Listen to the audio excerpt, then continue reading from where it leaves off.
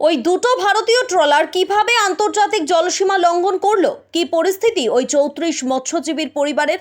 আন্তর্জাতিক জলসীমা লঙ্ঘনের অভিযোগে দুটো ভারতীয় ট্রলারের 34 জন মৎস্যজীবীকে আটক করেছে বাংলাদেশের নৌবাহিনী। জানা গেছে কয়েকদিন আগে ওই ট্রলার দুটো নামখানার নারায়ণপুরের খেয়াঘাট থেকে মাছ ধরার উদ্দেশ্যে গভীর সমুদ্রে পাড়ি দিয়েছিল। মৎস্যজীবী সংগঠনের প্রাথমিক অনুমান, দুর্যোগপূর্ণ আবহাওয়া থাকায় সমুদ্র উত্তাল রয়েছে, সেই কারণে এই ট্রলার দুটো গতিপথ হারিয়ে ওপারে চলে গেছে বলে মনে করা হচ্ছে।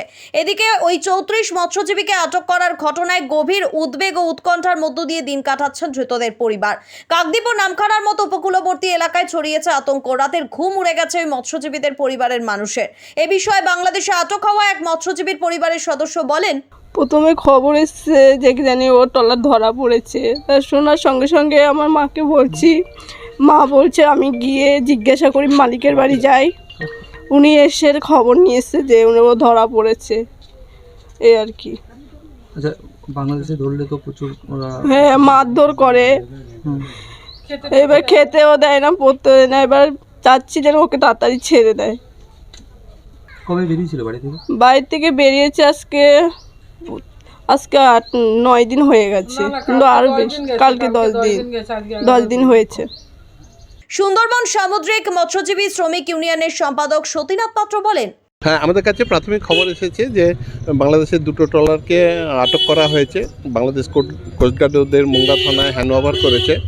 এবি ঝড় আর এবি মঙ্গলচণ্ডী নামে দুটি ট্রলার 13 তারিখ রাত্রে, অর্থাৎ 14 তারিখ ভোরের দিকে ওদেরকে আটক করে নিয়ে গিয়েছে। আমরা ভীষণ রকমের চিন্তিত, কারণ দুটো বাংলাদেশ ভারত এই দুই দেশের মধ্যে সম্পর্কের অবনতির কারণেই এই দুই দেশের এই ঘটনাগুলো একটু বেশি ঘটছে। অ্যাকচুয়ালি আমাদের কাছে যে খবরটা এসেছে যে ওরা মেরিটাইম বর্ডারের কাছেই ফিশিং করছে। অ্যাকচুয়ালি দু দেশেরই ট্রলার এসে জায়গাটা ফিশিং করে, এরকম বহু বছর ধরে হয়ে আসছে, কিন্তু এই পুরো অতি সক্রিয়তা দেখাচ্ছে বাংলাদেশ কোস্টগার্ড এবং নেভি, যার দরুন দুটো ট্রলারকে ওরা নিয়ে গেছে। আর আমরা ভীষণভাবে ভয় পাচ্ছি অন্য একটা কারণে, যে গতবারে যেটা হয়েছিল যে কোস্টগার্ড বা নেভি যারা ধরে নিয়ে গেছে ওদেরকে অত্যাচার করেছে, প্রচুর অত্যাচার করেছিল, অত্যাচার করেছিল, জামা প্যান্ট খুলে এটা সেটা এরকম বিভিন্ন রকমের আমাদের কাছে খবর ছিল। ওইটার জন্যই আমরা ভয় পাচ্ছি। তবে ইতিমধ্যেই বাংলাদেশের ভারতীয় দূতাবাসের সঙ্গে যোগাযোগ রেখে তাদের মুক্তির ব্যাপারে উদ্যোগ নেওয়া হয়েছে বলে জানা গিয়েছে। খবর বলতে আমাদের ইন্ডিয়া বাংলাদেশের বর্ডার সীমায় ফিশিং করছিল, আর বাংলাদেশের কোস্টগার্ড অ্যারেস্ট করে, ওদের ধরে নিয়ে যায়।